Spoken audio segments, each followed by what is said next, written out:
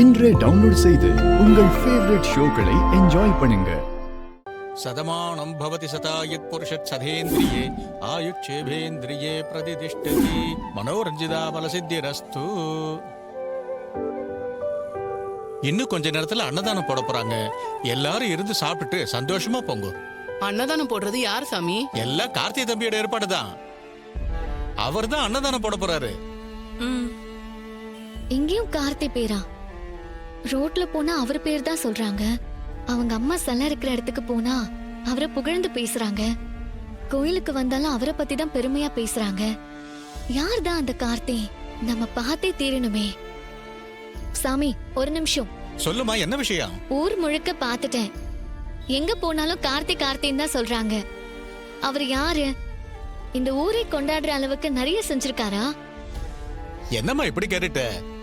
இந்த ஊர்ல நடக்கிற நல்லது கெட்டது எல்லா விஷயத்துக்கும் தம்பி தான் முத ஆளா வந்து நிப்பாரு. ஊரு பிரச்சனை, வீட்டு பிரச்சனை எதுவா இருந்தாலும் தம்பி தான் தீர்த்து வைப்பாரு. உண்மையிலேயே அவர் எங்களுக்கு காவல் தெய்வம் மாதிரிமா. நான் அவரை பார்க்கணும். ஆனா நானும் பார்க்கணும்னு நினைக்கிறேன், அது முடிய மாட்டேங்குது. அவர் இந்த கோயில்ல தான் இருக்காரா? ஆமாமா, கோயில்ல தான் இருக்காரு.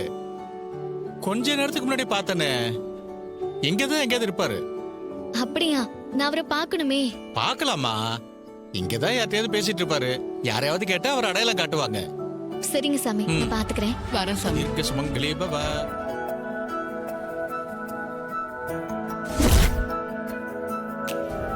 அண்ணே சொல்லுமா, என்னம்மா? இங்க கார்த்திக்ன்றது யாரு? நான் அவரை பார்க்கணுமே. நீ இது வரைக்கும் பார்த்தது இல்லையாம்மா? இல்ல பார்த்தது இல்லண்ணே, அதனாலதான் கேக்குறேன். அப்படியா? அங்க பாருமா, அங்க ஊர் ஜனங்களோட பேசிட்டு இருக்காருல, அவர் தான் கார்த்தி.